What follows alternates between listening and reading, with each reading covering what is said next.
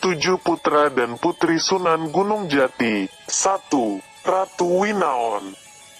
Ratu Winaon merupakan putri Sunan Gunung Jati dari istrinya yang kedua yaitu Nyimas Kawunganten yang lahir pada tahun 1477 Masehi. Nyimas Kawunganten sendiri adalah putri dari Ki Gedeng Kawunganten, yang dinikahi Sunan Gunung Jati ketika ia melakukan perjalanan ke Banten. 2. Pangeran Sabakingkin.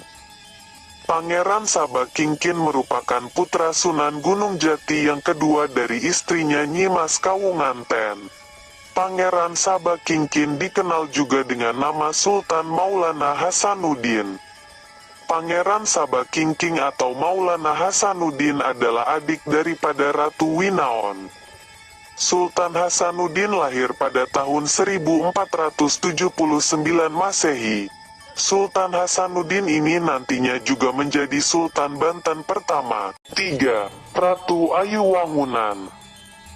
Putri Sunan Gunung Jati berikutnya adalah Ratu Ayu Wangunan atau dikenal juga dengan sebutan Ratu Wulung. Ratu Ayu Wangunan adalah putri Sunan Gunung Jati dari Nyimas Rara Tepasari, yang lahir pada tahun 1493 Masehi.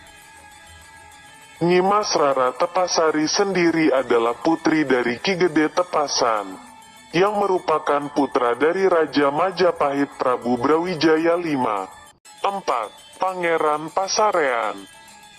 Pangeran Pasarean merupakan putra Sunan Gunung Jati yang berikutnya. Ia adalah adik kandung dari Ratu Ayu Wangunan. Pangeran Pasarean juga lebih dikenal dengan nama Pangeran Muhammad Arifin. Pangeran Pasarean lahir pada tahun 1495 Masehi.